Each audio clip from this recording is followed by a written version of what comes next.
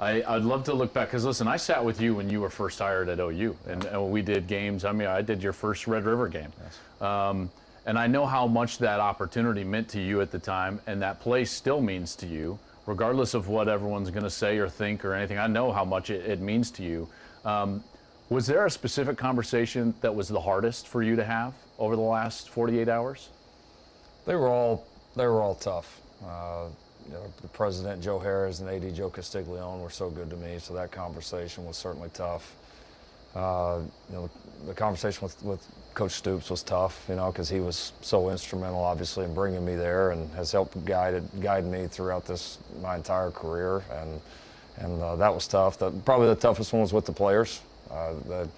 We've been on an unbelievable run with those guys. I love those guys. They have given everything to that program and were so good to me. So none of that was easy. It was the toughest part about this, because there wasn't something wrong with OU. There wasn't anything that they didn't do. They were phenomenal to us. It was just the right time in our lives for a new opportunity. I know some people will understand it. I know some people won't.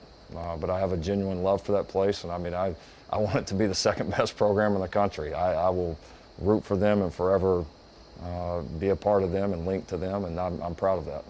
So something I've thought a lot about over the last couple of days, and really the last couple of years, and we've talked briefly about this in different contexts, but the structure of our sport lends itself to this because of the early signing period, which I was never really in favor from the beginning, lends itself to earlier firings and earlier hirings. Yes. Are you frustrated with the structure of the sport and how it made something like this, your decision, which is not unique throughout the history of college football, it made it so much more emotional?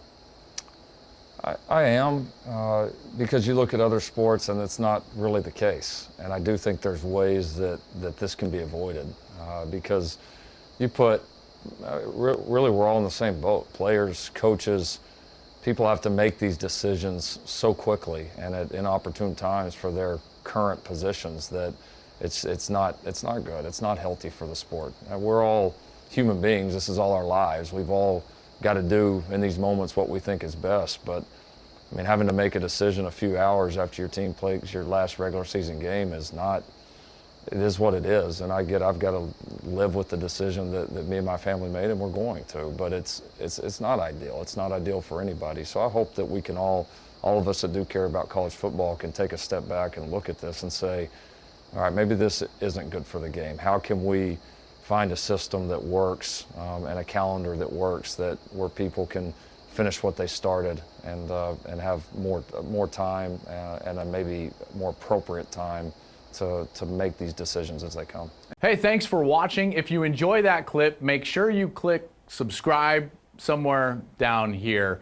From game highlights to exclusive interviews and rankings, we've got everything you need as a college football fan right here, College Football on Fox.